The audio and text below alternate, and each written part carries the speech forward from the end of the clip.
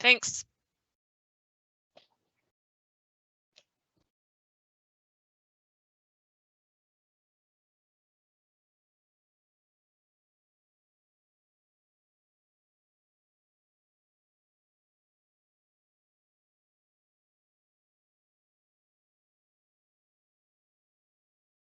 Go ahead and start, Suha.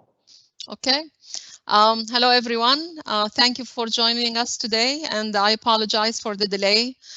We had a bit of technical problems regarding sharing the slideshow. Thanks to the tech team, this problem has been resolved. So again, hello and good afternoon to all of you, and thank you for taking the time to join us for today's webinar. On the next slide, you'll see the team who is helping with today's presentation. My name is Suha Katsi, and I'm a program officer at the National Endowment for the Humanities. I am the team lead for the DLI DEL fellowships, and I look forward to telling you all about this fellowship today. I'm joined here today with two of my colleagues. First is Chris Shato, who will introduce himself. Hi, I'm Christopher Shato. I'm working with the Office of Grant Management as Grant Management Specialist. I assist with questions or concerns related to the budgetary side of these awards. Thank you, Chris. Next is my colleague, Jacqueline Clements. Hi, everyone. I'm Jacqueline Clements. I'm a Senior Program Officer here at NEH. I'm from the Division of Preservation and Access, and we work in conjunction with the National Science Foundation to offer DLI DEL Senior Research Grants, which are a little different than the fellowships, which Suha will be talking about, but later on I will talk about the institutional level Senior Research Grants for you as well. So there's two programs we'll be talking about today. Thank you, Jacqueline. And at the back end, we have my colleague, Zachary Robertson, who's helping with the technical issues and with the presentation. The presentation today will last for about between 35 to 40 minutes. We will spend the rest of our time answering your questions, so please send them by typing them into the chat or the Q&A area, and we will go through them in order and try to answer all of them. In the next slide, we will go over the program goals. The Dynamic Language Infrastructure Grants, DLI for short, are run in partnership between NEH and NSF, the National Science Foundation. This long-standing partnership started in 2005, 16 years ago. It grew out of the two agencies' shared concern for the looming extinction of thousands of languages across the globe, and in particular, threatened indigenous languages in the United States. Next slide, please. At the NEH, two divisions manage DLI applications. The first one is the Division of Research, which oversees the DLI Fellowships Grants, and that's the program I'm going to discuss with you today. The second division is Preservation and Access, which manages the DLI Senior Research Grants, and my colleague Jacqueline will speak briefly about those grants at the end of the talk. NEH and NSF meet frequently to discuss ways to improve the DLI program. For example, since 2019, the funding has been in the amount of $5,000 per month for a period of 6 months to up to 12 months, and it can be split into two periods. I'll talk about that in a little bit. Basic statistics. Since fiscal year 2006 and until 2020, NEH has funded 98 fellowships in the DLI program. As before, these fellowships are offered for a period of between 6 to 12 months at a monthly stipend rate of $5,000 per month. Next slide, please. Okay, this map shows you where the language communities of previous fellowship awards are located. This covers all awards between 2006 up till 2020. You can see there are certain clusters in North America, Central America and Amazonia, as well as in the South Pacific, especially Indonesia and Papua New Guinea. But overall, the projects are spread across the globe. The red marker indicates 4 awards were made for scholars studying a language community. This could be for a single scholar or multiple scholars. The orange indicates 3 awards were given. Yellow indicates 2 awards were given, and the gray color indicates 1 award. On the next slide, we have communities in North America. Okay, the text is a little bit jumbled, but I'll go over it a little bit. I apologize for this. Many projects have been funded in the US and Canada to support documenting endangered languages spoken or have been spoken in the past by indigenous communities in both the United States and Canada. So we have about 13 awards made covering 16 states. The clusters on this map can be seen mainly in California. They are centered in California and Southwest. Okay, on the next slide, we have a brief overview about the program itself. So in today's talk, I will cover the goals of the fellowship program, the required and conditional application materials, the review criteria, and where you can find additional resources, additional funding opportunities, and help with your applications. Next slide, please. The main key points about the fellowships. DLI fellowships are individual grants. They are not offered to institutions. The fellowships are made to individual scholars who may or may not be affiliated with an academic institute. The fellowships are open to adjuncts and non-affiliated scholars. The grants support projects that will lead to archival documentation and/or publishing scholarly articles, books, book chapters, dictionaries, digital material, grammar books, other scholarly resources, and translations. The shortest period of performance is 6 months, and the maximum period of funding is up to 12 months. The amount of funding is fixed at the rate of $5,000 per month, $5,000 per month. This is why preparing a budget is not required or needed for this fellowship. The deadline to apply is September 15 for awards that begin in May 2022. And the best source of information, your best guide, is actually the Notice of Funding Opportunity. Later on, I'll give you an idea where to find it. Okay, so one major aspect about this competition or the DLI fellowships is how to define endangered languages. You can find the best answers by referring to the document published by John Van Wey, in Language and Society, published in 2016. You have the URL here for the PDF.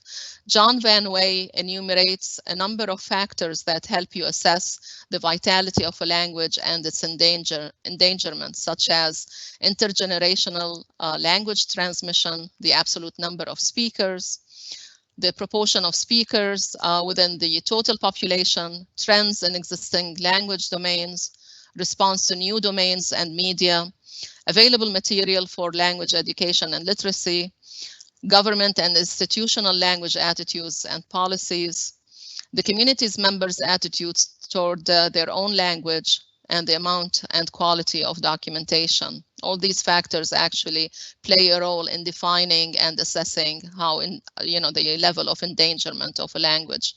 The second document is prepared by UNESCO. Again, you have the URL here, and you can check that document to help you assess the level of endangerment. On the next slide, we'll look at the NEH's website for this program. So all you have to do is go to the URL nih.gov/program/DLI DEL fellowships, and you'll see the information there. On the right hand of the page, you'll find the key program details. The NEH handles the intake and review process for DLI DEL fellowships. This means you must apply through grants.gov portal and not Fastlane or research.gov. Again, you need to submit your application through grants.gov. As unlike what you might do if you are applying for NSF application or other grants. The application elements are different, but most of the content is the same. Likewise, the review criteria are formulated somewhat differently, but overall they are very similar. And I'll go over those points in the next slides.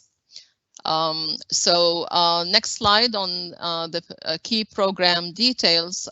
We have this is actually this slide encapsulates what you have seen on the main web page. Grants basically again are made to individuals, not institutions. The amount of funding per month is $5,000 for a minimum period of 6 and up to a period of 12 months. I would like to add here that full-time and continuous tenure is preferred during your fellowship, but you may break your award into 2 parts, one of which must be at least 3 months in duration.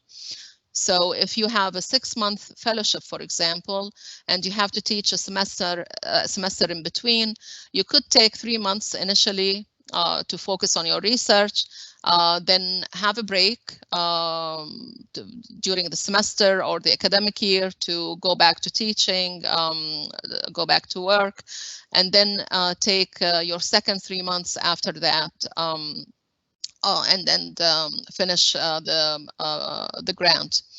However, during the fellowship period, when you are actually on your fellowship, you must devote 100% of your time to your project and not take on other teaching or other professional obligations. The application deadline is September 15. Notification of decision is made by April 30th, 2022, next year. The earliest possible start date is May 1st, and the latest possible start date is September 1, 2023. Okay, next slide. Again, we have the web page of the fellowship. On the left side of the web page, the most important part is step 1, where you can download the DLI DEL Notice of Funding Opportunity for fellowships. This notice of funding, or the NOFO, is what NSF would call its solicitation. That is to say, the detailed information and instruction about how to apply for this fellowship. Download the PDF document, read it carefully, and keep it at hand as you assemble your application. It is actually your best friend, again, and your best guide. It will help you prepare a solid application. If you scroll down the page, you'll see program resources. Under that subheading, you'll see the FAQ, the FAQ page, frequently asked questions page, and the list of all funded DLI projects. Take a look at both documents, check the frequently asked questions and the funded projects in the past, see what kind of languages that were supported, what kind of outcomes, did they prepare dictionaries, did they prepare grammar books, was it a digital project or product, and then you'll be able to apply this to your application and revise it accordingly. So eligibility, that's the next slide. USA citizens, American citizens who are not enrolled in degree programs can apply for DLI fellowships, regardless of where they live or work. You can be living in Europe and in South America, anywhere in the world, or Africa or Asia. Regardless of where you live, you can apply for the DLI fellowships. Non-US citizens and residents can apply for the fellowships as well, but they must have lived and resided in the US for 3 consecutive years before the application's deadline. The period of residence is very important. So for non-US citizens, they must be in the US, located in the US, and not elsewhere. Regarding degree requirements, a PhD degree is not required to apply. However, you must have completed your professional training before you apply, and it can be at any level. If the PhD is not in linguistics or a related discipline, you will have to convince the peer reviewers in your application that you are qualified to undertake the project you propose. So you must detail your experience and training in this regard. Again, organizations are not eligible to apply on behalf of scholars. You do not need to be a faculty member or even be affiliated with a university or college. Adjuncts are always welcome to apply for the DLI fellowships. Next slide. We have a list of required documents. The application is made up of 5 required documents. The narrative is the most important part. This is where you describe your project and make the case for funding it. The narrative must be succinct and well organized. Keep in mind that it is just 3 pages long. Nevertheless, it is very important. It's the core of your application. For the work plan, you should describe your preparation of your project, then include a detailed plan in 3 months increments, each detailing what you will do and where. Remember that you must devote 100% of your time to the project during the fellowship. If the entire project cannot be completed in a year, that's okay, but please provide a plan and timeline for completion beyond the fellowship. The bibliography is limited to a single page. This is why you should include just the most pertinent works related to your project. If you've published on this topic yourself before, you can list those publications in your CV, and you don't need to mention them in the bibliography. The resume is a 2-page CV that lists current and past positions, your degree with dates and titles of dissertations, any awards, honors, and grants, especially those that are related or relevant to your project, as well as publications with full citations. Make sure you list publications and activities that are relevant to your proposed project, so that they would fit into 2 pages long. Writing samples are 1 or 2 pages long. Make sure you provide examples that illustrate the methods and results of your linguistic research. For instance, a sample dictionary or grammar and entry, interlinear glossing, questionnaires, task prototype protocols, records, and any other materials that help to explain your project. You're limited to 2 pages for that, so the sample must be tight and concise. Please note again that the budget is not required because your award amount is fixed at the rate of $5,000 per month. Next slide. We have conditional and optional material. The list is on the right side, on the right column. You'll see a list of those supplementary attachments. This is the first year we're requesting a reference letter from a scholar who is familiar with the languages or language of your project and who should provide an assessment of the writing sample that you are submitting with your application. Please notify this reference that they are expected to address the quality of the writing sample in their letter. While a reference letter is not a required document, it may help the review panelists assess the significance of your project, the level of endangerment, and why you are the best scholar to carry out the proposed research. The letter from speaker community is particularly important if you are planning to do field work and documentation. You should demonstrate that the appropriate permission have been sought and granted from the speaker community. If the scholar himself or herself is a member of an indigenous group or community, they still need to submit a letter from the speaker community to support their research, and that the fact that they agree, the tribe agrees that the scholar would be able to document their language. The data management plan is just like the documents you submit for the NSF applications. If your project includes language documentation, describe how your data will be archived, sustained, and supported. Include information on access and restriction of access. Also include a letter of support from the archive where your materials will be deposited. If you have fulfilled all the requirements for your degree, but it has not yet been conferred, you'll need to include a letter from your dean or department chair to confirm your status. Finally, if you are delinquent in the repayment of any federal debt, you must provide explanatory information.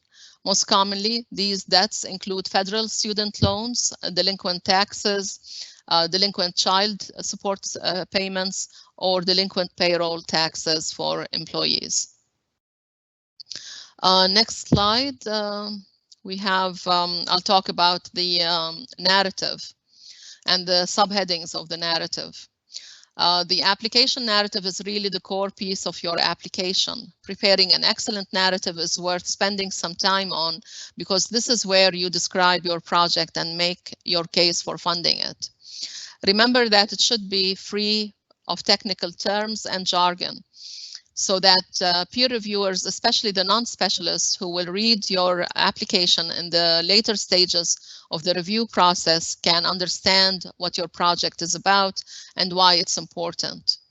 The application guidelines instruct you to use certain subheadings in the narrative. The first one is called significance. Significance, impact, and endangerment. This is where you answer the question about the intellectual merit of your proposed project, explain your project's goals and expected impact, discuss the level of endangerment of the language you will be investigating, and the urgency of documentation and analysis. The next subheading is organization, concepts and methods. This is where you explain the research design of your project. You can discuss the basic ideas and questions to be examined and how your research will address them.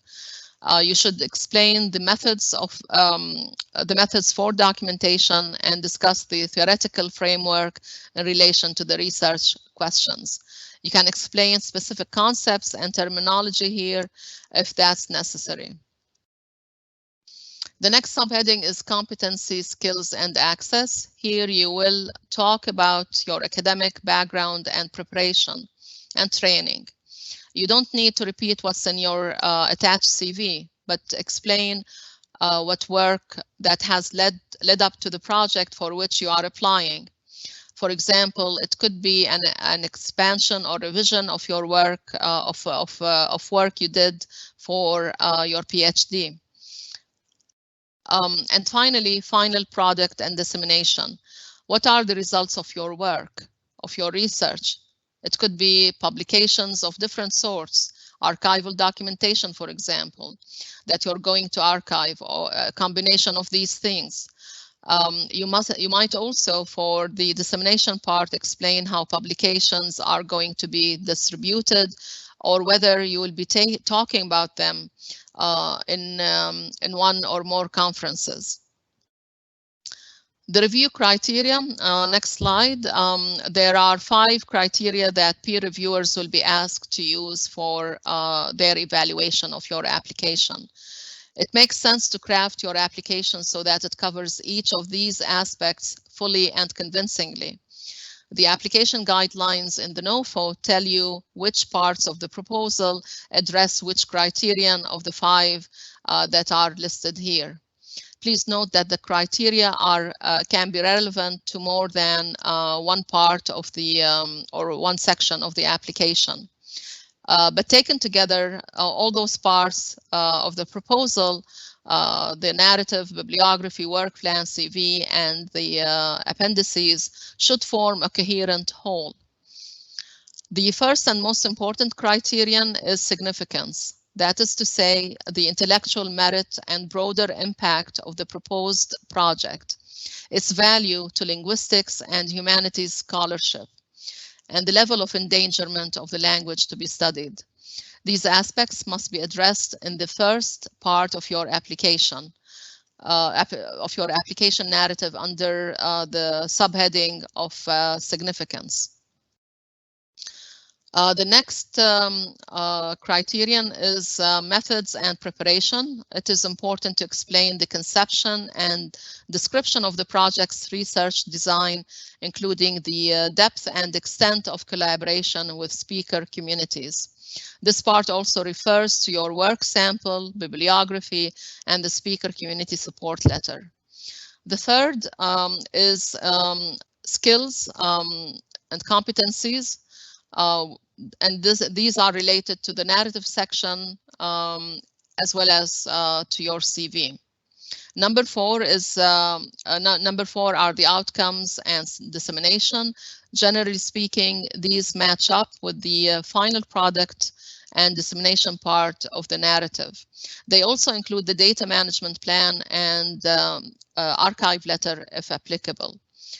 The 5th criterion is the work plan, which is directly linked to the work plan attachment. Next slide, funding restrictions.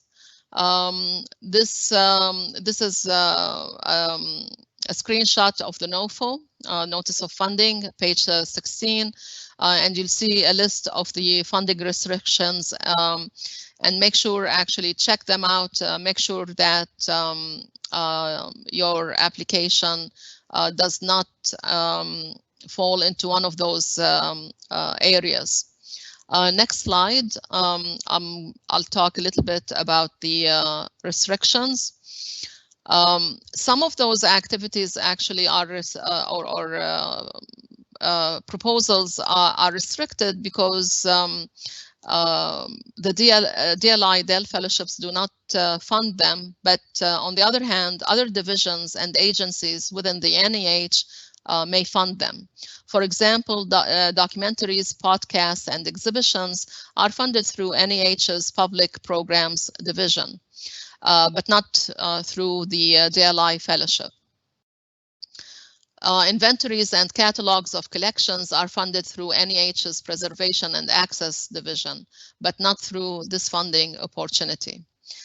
Research by students enrolled in a degree program, including research for doctoral dissertations and theses, are not funded here. You'll see that the preparation or revision of educational materials as writing for children, writing guidebooks, or self-help books are not funded through the DLI DEL fellowships either. Next slide, I'll talk briefly about the review process. How, what are the stages that your application will go through during the review process. That process is quite long and it takes up to 7 months period. After you submit your application on September 15th of this year, the peer review panel will be convened by NEH and will meet late in the year, probably in December.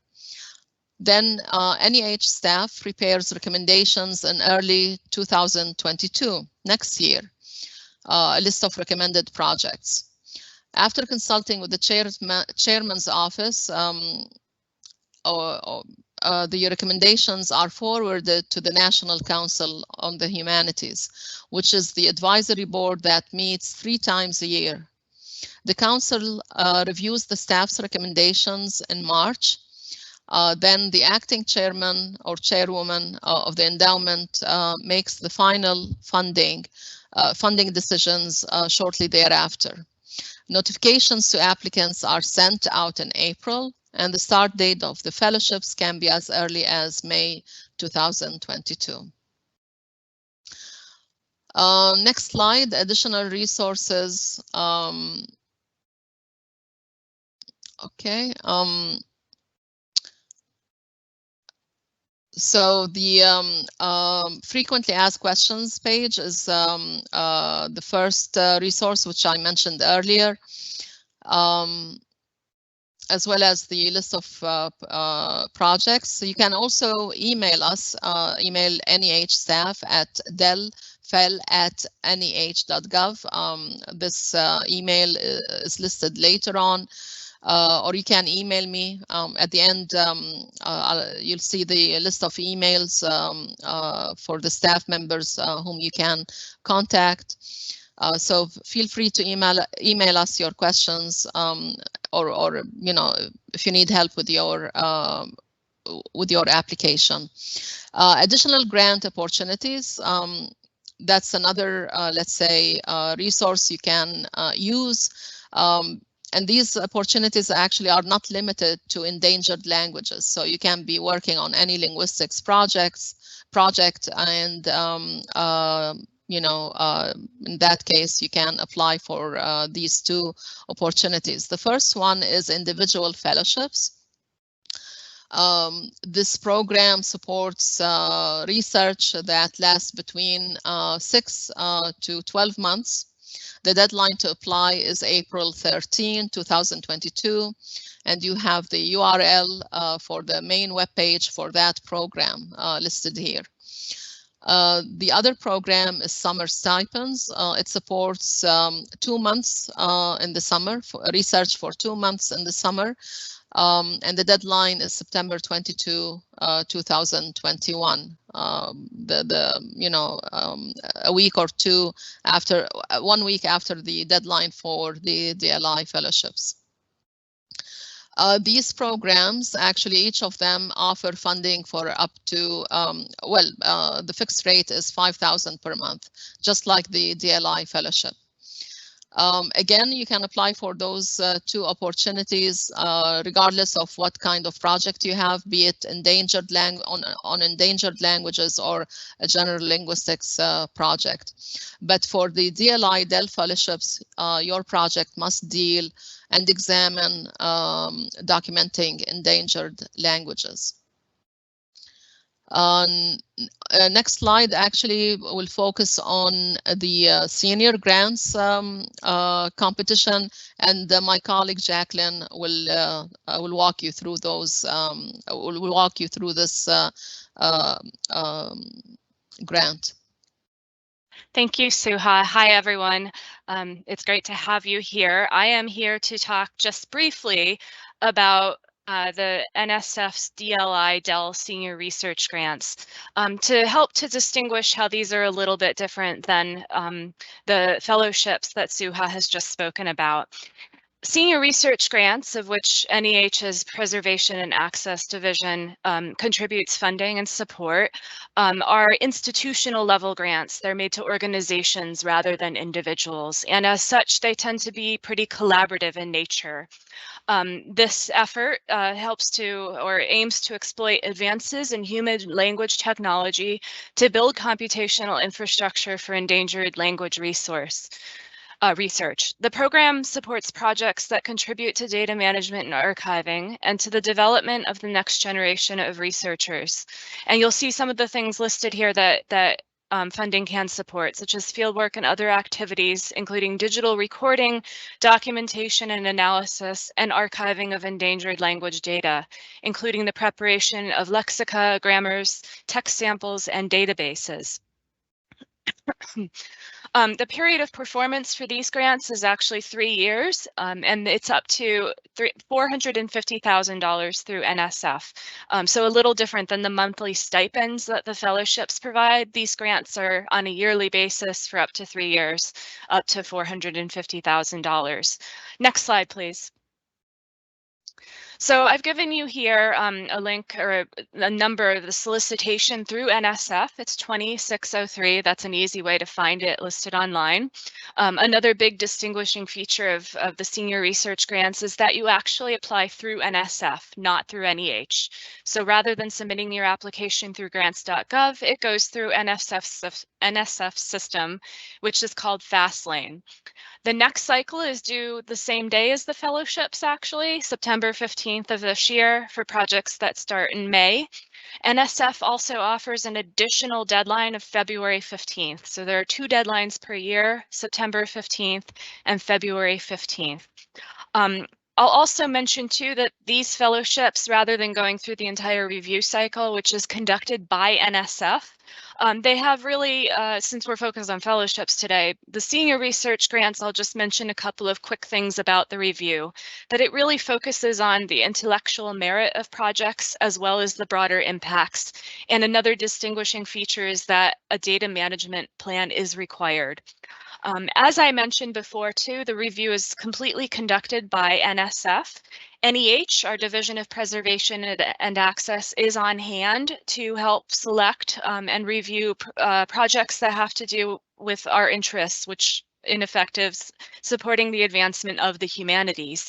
But NSF also supports a number of projects in the fields of linguistics and computational methods that might fit your project as well. So what I've done here, in addition to providing my name and email address, I've also given you my colleagues at NSF, Tyler Kendall and Shobana Chelia, their email addresses as well.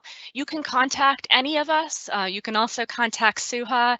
I will put you in touch with the folks at NSF who can talk in a little bit more detail about this program, and I'm happy to do that too. So in any case, in any way, be in touch with us here at NEH. Suha, I'll turn it back to you now. I think that we have time for some questions, right? If you're there. Yes, thank you, Zach. Thank you, Jacqueline, and thank you, Zach. So questions, we welcome your questions. Suha, there's actually a question in the chat that's directed at you, and if I could just go ahead and say it. So, in what situation is the reference letter required? It's related to fellowships. It's reference letters are I mean, they're not exactly required, they're optional, but it will boost your well, it will convince your review panelists of the importance of your project, the level of endangerment. It should speak about your competencies, training, and the sample. Commenting on the sample, which demonstrates your skills and abilities. These all are very important aspects regarding the reference letter.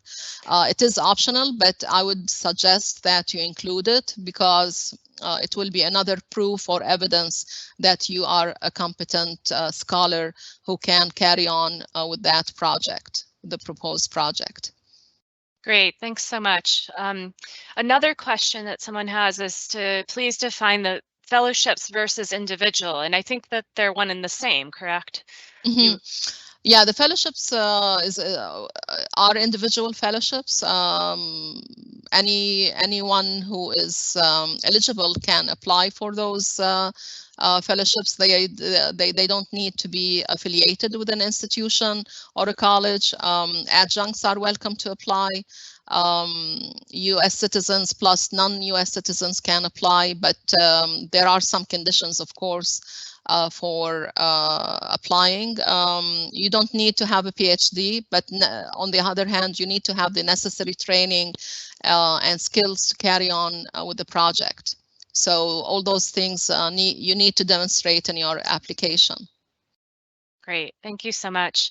And again, to distinguish between the fellowships and the senior research grants, obviously individuals also apply for the senior research grants, but it's through their institution.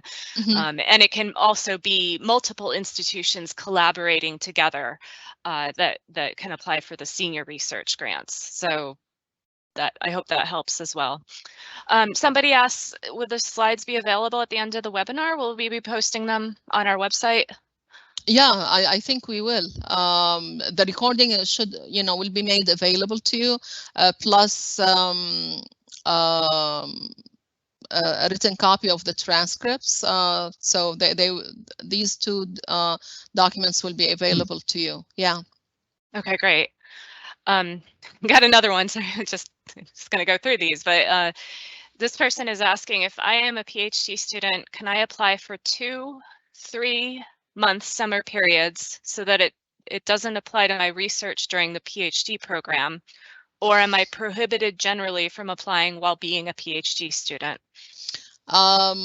PhD students are not eligible to apply for any of the NEH grants. I'm sorry about that. There are other, let's say, options, other types of fellowships you can apply for, but not through NEH. For NEH fellowships, and this applies to the DEL DLI fellowships, the applicant needs to have finished his or her degree. If you have defended your dissertation and you're about to graduate, but the degree has not been conferred yet by a little bit before September 15, 2021, then you need to submit a letter from your dean or your chair attesting that you are actually you have finished your degree, and the degree will be conferred shortly thereafter, after the September 15 deadline. So I'm sorry about that. Unfortunately, NEH does not fund students, graduate students.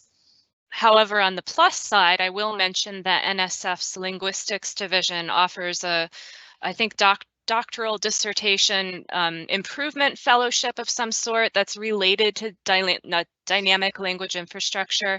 I'm not in a place to be able to offer more information on that because that's conducted entirely through NSF. But if you're interested in that, I would recommend, dropping me a line and I'll put you in touch with the NSF folks, or use the email addresses of the people that I provided earlier. Again, I'm sorry, I don't know much more about that particular program, but that could be of help if you are a PhD student. Any other questions? Here's our contact info again here at NEH.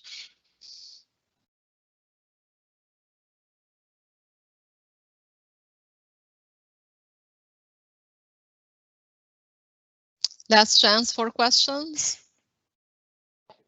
And again, just to reiterate to everyone in the audience, the slide deck along with the recording will be available on the NEH public website at some point next week. Thank you so much, Zach. Thank you also for Jacqueline and for Chris. Thank you also for everyone who has attended this webinar. I'm grateful. We're all grateful for your help and for being here. If you find you have other questions later on, feel free to drop us a line and get in touch with us, and we'll be happy to help you. Thank you so much, everyone. Thanks. Thank you.